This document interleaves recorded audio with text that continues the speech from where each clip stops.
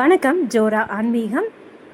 மகாலட்சுமி வரவை தடுக்கக்கூடிய ஒரு 5 விஷயங்களை நம்ம நைட்டு செஞ்சோம் அப்படின்னா நிச்சயமாக மகாலட்சுமி அந்த வீட்டுக்குள்ளே வரமாட்டாங்க. ஏன்னா ஒரு வீட்டில் மூத்த தேவி இருக்கிறாங்க அப்படின்னா நிச்சயமாக மகாலட்சுமி வீட்டுக்குள்ளே வரமாட்டாங்க அப்படின்னு சொல்லுவாங்க. அப்படிப்பட்ட செயல்களை நம்ம வீட்டில் நைட்டு செய்யும்போது ஆட்டோமேட்டிக்காக மகாலட்சுமி வர வேண்டிய சூழ்நிலை இருந்தால் கூட இந்த மாதிரி தவறுகளை நம்ம செய்யும்போது நிச்சயமாக வெளியேறிடுவாங்க அப்படின்னு சொல்லுவாங்க. அதுலேயும் ஒரு சில விஷயங்கள் நைட்டு பண்ணவே கூடாதுங்க. இது நம்ம தெரியாமல் ஒரு சில பேர் அந்த தவறை செய்கிறதுனால மட்டும்தான் அவங்க வீட்டில் பணம் தங்கவே மாட்டுது. அதுலேயுமே ஒரு சில பேருக்கு நல்ல வரவு வந்துக்கிட்டே இருக்கும். ஆனால் அது அப்புறம் ஒரு 5 நாள் பார்த்தோம் அப்படின்னா வீட்டில் பணமே இருக்காது அப்படின்னு கூட சொல்லுவாங்க. அதுலேயும் ஒரு சில பேருக்கு பணம் வரவே இருக்காது சுத்தமாக. அவ்வளோ கஷ்டப்படுவாங்க பணத்துக்கு. அப்புறமேலும் கடன் வாங்கிக்கிட்டே இருப்பாங்க. இது என்ன தவறுகள் அந்த நைட்டு நேரம் நம்ம செய்யக்கூடாது அப்படிங்கிறத நம்ம கவனித்தாலே நிச்சயமாக அந்த வீட்டில் பண வரவு வரும். அந்த வீட்டோட செல்வ நிலை கண்டிப்பாக உயரும். இதெல்லாம் அந்த காலத்தில் முன்னோர்கள் சொல்லி வச்சது தான். இதை நம்ம ஃபாலோ பண்ணோம் அப்படின்னா நிச்சயமாக அந்த வீட்டில் தரித்திரம், வறுமை, பண கஷ்டம் அப்படிங்கிறது இருக்கவே இருக்காதுங்க. மகாலட்சுமி கண்டிப்பாக அந்த வீட்டிலே தான் இருப்பாங்க. மகாலட்சுமி அந்த வீட்டில் இருக்காங்க அப்படின்னா அந்த வீட்டில் செல்வநிலை இருக்குங்கிறத தான் அப்படி சொல்லுவாங்க. அதனால் உங்கள் வீட்டோட செல்வநிலை உயரணும், பணம் எப்போவுமே உங்கள் வீட்டில் நிலையாக இருக்கணும் அப்படின்னா நைட்டு நேரம் இந்த பழக்க வழக்கங்களை தயவு செய்து பண்ணாதீங்க. இந்த 5 விஷயங்களை நீங்கள் பண்ணீங்க அப்படின்னா நிச்சயமாக அந்த வீட்டில் வறுமை, தரித்திரம், பண கஷ்டம் கண்டிப்பாக இருக்குங்க. ஏன்னா மகாலட்சுமி அந்த வீட்டுக்குள்ளே வரமாட்டாங்க. ஏன்னா இந்த பண்ணுற செயல் எல்லாமே தரித்திர தேவியான மூதேவின்னு சொல்கிறவங்கள வீட்டுக்குள்ளே நம்மளாக வரவேற்று மகாலட்சுமியை வெளியே அனுப்புறதுக்கு உண்டான ஒரு செயல்னு சொல்லுவாங்க அந்த காலத்தில். அதனால் இந்த தவறை நீங்கள் செய்கிறீங்க அப்படின்னா நிச்சயமாக மாற்றிக்கோங்க. அது என்னென்ன விஷயங்கள், அந்த 5 தவறுகள் என்ன அப்படிங்கிறத நீங்கள் தெரிஞ்சுக்கோங்க.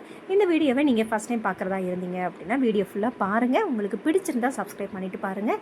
4 பேருக்கு ஷேர் பண்ணுங்கள், லைக் பண்ணுங்கள். இந்த வீடியோ பார்த்துட்டு இருக்கிறதுக்கு கீழேயே ஹைப் அப்படிங்கிற பட்டன் இருக்கும், அதை ப்ரெஸ் பண்ணுங்கள். எனக்கு பாயிண்ட் கிடைக்கும். அந்த பாயிண்ட் எனக்கு கொடுக்கறதுனால இந்த வீடியோ இன்னும் ஒரு 5 பேர் 10 பேருக்கு போய் காட்டுங்க. பாயிண்ட் எனக்காக கொடுத்து சப்போர்ட் பண்ணுங்கள். மகாலட்சுமி வரவை தடுக்கக்கூடிய, அதாவது இரவில் செய்யக்கூடாத ஒரு 5 பழக்க வழக்கங்கள். இதை நீங்கள் என்ன அப்படிங்கிறத கவனிச்சுக்கோங்க. இந்த விஷயத்தை முன்னோர்கள் சொல்லி வச்சது. இதை நீங்கள் அன்றாடம் கடைபிடிச்சிட்டு வந்தாலே நிச்சயமாக அந்த வீட்டோட செல்வ நிலை உயரும். முதல் தவறு என்ன, அதாவது இரவு செய்யக்கூடாத முதல் தவறு என்ன அப்படின்னா பெண்கள் நைட்டு தலை வரவே கூடாதுங்க. அது அந்த கருக்கல் பொழுது வர்றதுக்கு முந்தையே நீங்கள் தலையை சீவிக்கோங்க. காரணத்தை கொண்டும் அந்த 6 மணிலேருந்து நீங்கள் அந்த நைட்டு நேரம் தலை வாரவே கூடாதுங்க. இந்த தவறை நீங்கள் நிச்சயமாக செய்யாதீங்க. ஏன்னா இந்த மாதிரி செய்யும்போது இது மூத்த தேவியை வீட்டுக்குள்ளே அழைக்கிறதுக்கு உண்டான செயல். அதாவது இரவு பொழுதில் இந்த தவறை செஞ்சோம் அப்படின்னா மூத்த தேவி வீட்டுக்குள்ளே நம்மளாவே அழைக்கக்கூடிய செயல். அப்படி மூத்த தேவி வீட்டுக்குள்ளே வந்தாங்கங்கும் போது மகாலட்சுமி கண்டிப்பாக வரமாட்டாங்க. வீட்டில் பண வரவுக்கு உண்டான தடை இருக்கத்தான் செய்யும்.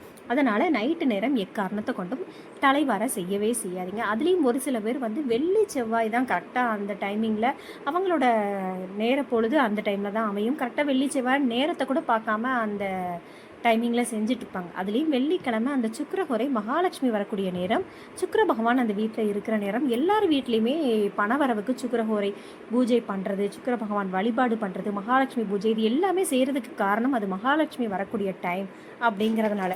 அப்படி இருக்கும்போது நீங்கள் அந்த பொழுதில் தலையை வார்னீங்க அப்படின்னா கண்டிப்பாக அந்த வீட்டுக்குள்ளே முடி உலாவிக்கிட்டு இருக்கும். இந்த மாதிரி அந்த விஷயங்கள் இருக்கும்போது மூத்த தேவி தான் வருவாங்களே தவிர மகாலட்சுமி அந்த வீட்டுக்குள்ளே வரமாட்டாங்க. அதனால் கூட அந்த வீட்டில் பணவரவு தடையாகுங்க. இது முதல் விஷயம். 2வது விஷயம் என்ன அப்படின்னா நைட்டு எக்காரணத்தை கொண்டும் யாரும் பணம் கேட்டாங்க அப்படின்னா கொடுக்கவே கூடாதுங்க. ரொம்ப அர்ஜெண்ட்டாக கேட்குறாங்க அப்படின்னா ஓகே, ஆனால் எக்காரணத்தை கொண்டு மகாலட்சுமி நம்ம வீட்டை விட்டு வெளியேறக்கூடாது அப்படின்னு சொல்லுவாங்க. இந்த தவறை செஞ்சாலும் நிச்சயமாக அந்த வீட்டில் பணத்தடை இருக்குங்க. ஏன்னா மகாலட்சுமியை நம்மளாவே இன்னொருத்தங்க கிட்ட தூக்கி பணம் வடிவில் நம்ம கொடுக்குறதா அர்த்தம். ஏன்னா பணம் அப்படிங்கிறது மகாலட்சுமி. அப்படிங்கும்போது நம்ம அந்த தவறை செய்யவே கூடாது. இதையும் நீங்கள் கவனிச்சுக்கோங்க. அதுலேயுமே ஒரு சில பேர் ஏதாவது ஃபங்க்ஷனுக்கு எங்கேயாவது போகிறாங்க அப்படின்னா அந்த வெள்ளி செவ்வாய் பார்க்க மாட்டாங்க. அவங்க தன்னோட போட்டிருக்க அந்த நகை யாரும் நல்லா இருக்குது அப்படின்னு கேட்டாங்கன்னா உடனே கழட்டி அவங்க கழுத்தில் போட்டு விடுவாங்க, அல்லது அவங்க கேட்காங்கன்னு சொல்லி இவங்க கழட்டி கொடுப்பாங்க. அந்த தவறையும் இரவு நேரத்தில் செய்யக்கூடாது. அதுலேயும் வெள்ளி செவ்வாய் செய்யவே கூடாது. இந்த தவறையும் அதையும் பார்த்துக்கோங்க. அதுக்கப்புறம் 3வது தவறு என்ன அப்படின்னா, இரவு பொழுதில் வந்து வீடு பெருக்க கூடவே கூடாதுங்க. இந்த தவறையும் செய்யாதீங்க. ஒரு சில பேர் வேலை பார்த்துட்டு வந்து அந்த டைமிங்கில் தான் செய்கிறாங்க அப்படின்னா, காலையிலேயே நீங்கள் வீட்டை க்ளீன் பண்ணி வச்சுட்டு அதுக்கப்புறம் நீங்கள் வேலை பார்க்க போங்க. ஏன்னா நைட்டு நேரம் வந்து மகாலட்சுமி வரக்கூடிய நேரம் அப்படின்னு சொல்லுவாங்க. எல்லா கிழமையுமே அப்படி தான். அதுலேயும் வெள்ளி செவ்வாய் காரணத்தை கொண்டும் இரவு பொழுதில் வீடு பெருக்கவே கூடாது அப்படின்னு சொல்லுவாங்க. அப்படியுமே வீடு டஸ்ட்டாக இருந்தது அப்படின்னா நீங்கள் க்ளீன் பண்ணிவிட்டு ஒரு சின்ன கவரில் நீங்கள் அந்த டஸ்ட்டை எடுத்துகிட்டு அதை ஓரமாக வச்சுட்டு காலையில் கொண்டு நீங்கள் போடுங்க. ஏன்னா இரவு பொழுதில் நீங்கள் குப்பையை கொண்டு வெளியே கொண்டு போடக்கூடாது அப்படின்னு சொல்லுவாங்க. 4வது விஷயம் என்ன அப்படின்னா, அந்த கருக்கல் பொழுதில் வந்து ஒரு சில பேர் துணி துவைப்பாங்க. வேலைக்கு போயிட்டு வராங்க அப்படின்னா அந்த கருக்கல் பொழுதெல்லாம் துணியை துவைப்பாங்க. அதுக்கப்புறம் அந்த இரவு தூங்குறதுக்கு முந்தி தான் துணியை துவைச்சி மாடியில் கொண்டு போடுவாங்க, அல்லது வீட்டுக்குள்ளேயே கொண்டு காய போட்டிருப்பாங்க. அந்த தவறையும் செய்யவே கூடாது அப்படின்னு சொல்லுவாங்க. இந்த தவறை செய்யும் போதும் நிச்சயமாக அந்த வீட்டில் வறுமை அதிகமாக வரக்கூடிய வாய்ப்புகள் இருக்குது அப்படின்னு அந்த காலத்தில் முன்னோர்கள் சொல்லி வச்சுருக்காங்க. அதனால் இரவு பொழுதில் துணி துவைக்கவே கூடாது. அதுலேயும் வெள்ளி செவ்வாய் வந்து இரவு பொழுதில் துணி துவைக்கவே செய்யாதீங்க. இந்த தவறையும் நீங்கள் கவனிச்சுக்கோங்க. 5வது விஷயம் என்ன அப்படின்னா, உங்கள் வீட்டு சமையலறையை சுத்தப்படுத்திட்டு நீங்கள் படுக்க போங்க. காரணத்தை கொண்டும் அது சுத்தம் இல்லாமல் அந்த கிச்சனில் அந்த அடுப்பு அதெல்லாம் எண்ணெய் பிசுக்காக இருந்து சிங்கில் பாத்திரம் இந்த மாதிரிலாம் இருந்தாலும் அந்த வீட்டில் வந்து பணவரவு தடையாகும்னு சொல்லுவாங்க. ஏன்னா அன்னபூர்ணி தாயார் இருக்கிற இடம். பூஜை அறைக்கு நீங்கள் எந்த அளவுக்கு முக்கியத்துவம் கொடுக்குறீங்களோ அதே அளவுக்கு கிச்சனும் கொடுக்கணும். நைட்டு வந்து சுத்தப்படுத்தாமல் நீங்கள் தயவுசெய்து படுக்க போகாதீங்க. ஒரு 10 நிமிஷம் டைம் எடுத்தாலும் சரி அது க்ளீன் பண்ணிவிட்டு அதுக்கப்புறம் நீங்கள் படுக்க போங்க. ஏன்னா நம்ம காலையில் எந்திரிச்ச உடனே எதன் முகத்தில் முழிக்கிறோமோ அதோட ரியாக்ஷன் தான் நம்ம எப்போவுமே நம்மக்கிட்ட இருக்கும் அப்படின்னு சொல்லுவாங்க. இந்த மாதிரி எச்சில் படிந்த பாத்திரம் இந்த மாதிரி ஒரு விஷயத்தை நம்ம பார்த்துட்டு அன்றாடம் வேலையை பார்த்தோம் அப்படின்னா அன்றைய பொழுது எல்லாமே நமக்கு நெகட்டிவாக தான் இருக்கும் அப்படின்னு சொல்லுவாங்க. முக்கியமான காரணம் என்ன அப்படின்னா, சிங்கில் எப்போவுமே பாத்திரம் வந்து இருக்கக்கூடாது. அதுவும் நைட்டு நேரம் வந்து பாத்திரத்தை அப்படியே போட்டு வச்சுட்டு அந்த கிச்சனை சுத்தப்படுத்தாமல் எச்சி தட்டு அப்படின்னு அங்கேயும் இந்த மாதிரி இருந்தது அப்படின்னா கண்டிப்பாக அந்த வீட்டில் பணம் தடை இருக்கத்தான் செய்யும் அப்படின்னு சொல்லுவாங்க. இந்த விஷயத்தையும் நீங்கள் கொஞ்சம் கவனம் செலுத்திட்டு நீங்கள் அன்றாடம் வேலை செய்யுங்க. கண்டிப்பாக அந்த வீட்டில் பணவரவு வந்துக்கிட்டே இருக்கும்.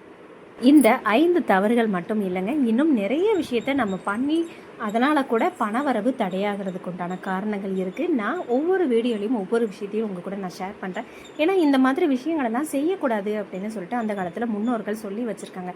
தலைவாரக்கூடாது இரவு பொழுதில் அப்படின்னு சொல்கிறதுக்கு காரணம், இரவு நேரம் வந்து மகாலட்சுமி வீட்டில் வரும்போது முடி உலாவிக்கிட்டே அந்த மாதிரி இருந்தது அப்படின்னா மகாலட்சுமி உடனே திரும்பி போயிடுவாங்க அப்படின்னு சொல்லி முன்னோர்கள் அந்த காலத்தில் சொல்லுவாங்க. அதனால தான் இரவு பொழுதில் தலை வாரக்கூடாது அப்படின்னு சொல்கிறது. அதுக்கப்புறம் இரவு பொழுதில் எச்சில் பாத்திரம் இந்த மாதிரிலாம் இருக்கக்கூடாது அப்படின்னு சொல்லுவாங்க. ஏன்னா அன்னபூர்ணி தாயார் கிச்சனில் தான் இருக்கிறாங்க, மகாலட்சுமி தாயார் கிச்சனுக்கும் வருவாங்க அப்படின்னு நிறைய ஐதீகங்கள் இருக்குது. நம்ம முறைப்படி நிறைய விஷயங்களை ஃபாலோ பண்ணோம் அப்படின்னா நிச்சயமாக அந்த வீட்டில் பணவரவு வந்துக்கிட்டே இருக்கும். முன்னோர்கள் அவங்க பாட்டுக்கு சொல்லி வச்சுட்டு போயிட்டாங்க, நம்ம ஏன் இதை ஃபாலோ பண்ணணும் அப்படின்னு ஒரு சில பேர் தவறுகளை திரும்ப திரும்ப செஞ்சுக்கிட்டே இருக்கிறதுனால தான் அவங்களுக்கு வறுமை தரித்திரம் மேலும் மேலும் அதிகரிச்சுட்டே இருக்குது அப்படின்னு கூட வச்சுக்கலாம். ஏன்னா நிறைய விஷயங்களை நிறைய பேர் அதை ஃபாலோ பண்ணாமல் இருந்து இதெல்லாம் ஒரு விஷயமா அப்படின்னு சொல்லிட்டு அதை கண்டுக்காமல் விடுறாங்க. ஆனால் அதுலேயும் ஒரு சில பேர் முன்னோர்கள் என்னென்ன வழிபாடெல்லாம் செஞ்சாங்க, முன்னோர்கள் எப்படிலாம் வாழ்ந்தாங்க அப்படின்னு சொல்லிட்டு நிறைய விஷயங்களை தேடி கண்டுபிடிச்சி அதை இன்னும் ஃபாலோ பண்ணிக்கிட்டே இருக்காங்க. அதாவது மண்பானை சமையல் இந்த மாதிரி நிறைய விஷயங்களை சொல்லலாம். அந்த காலத்தில் முன்னோர்கள் என்ன பண்ணாங்க அப்படின்னு தேடி தேடி நிறைய விஷயத்த பண்ணிகிட்டு இருக்காங்க. நம்ம வந்து முன்னோர்கள் செய்யக்கூடாதுன்னு சொன்ன தவறுகளை நம்ம செஞ்சிட்ருக்கிறதுனால மட்டும்தான் நமக்கு பணம் தடையாகுதுங்க. அதனால் இந்த மாதிரி விஷயங்களெல்லாம் நீங்கள் இரவு பொழுதில் செய்யாமல் இருந்தீங்க அப்படின்னா நிச்சயமாக பணம் வரவு கண்டிப்பாக இருக்குங்க. அப்போ உழைக்காமல் இந்த மாதிரி விஷயத்த மட்டும் மாற்றிக்கிட்டா நமக்கு பணம் வருமா அப்படின்லாம் தயவுசெய்து கேட்காதீங்க. நிறைய பேர் வந்து நிறைய சம்பாத்தியம் பண்ணி வீட்டில் பணத்தை வச்சுருப்பாங்க. ஆனால் அந்த பணம் நிலையாக அந்த வீட்டில் இருக்கா அப்படின்னு கேட்டால் கண்டிப்பாக கேள்விக்குறி தான். ஏன்னா ஒரு சில பேர் வந்து நல்லா உழைச்சி அந்த சம்பளத்தை வாங்கி வீட்டுக்குள்ளே வைப்பாங்க. 5 நாள் கழித்து பார்த்தாங்க அப்படின்னா அந்த பணம் இருக்கிற இடமே தெரியாமல் அது வீண் செலவுகளாக வெளியே போயிடும்.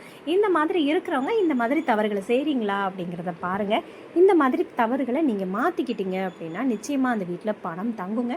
பணம் தங்குனாலே ஆட்டோமேட்டிக்காக அந்த வீட்டில் சேவிங்ஸ் அப்படின்ட்டு இருக்கும். வீட்டோட செல்வ நிலை கண்டிப்பாக உயரும். இதை நீங்கள் ட்ரை பண்ணி பாருங்கள். இந்த வீடியோ உங்களுக்கு பிடிச்சிருந்தா இந்த வீடியோவை லைக் பண்ணுங்கள், 4 பேருக்கு ஷேர் பண்ணுங்கள், சப்ஸ்கிரைப் பண்ணிவிட்டு பாருங்கள்.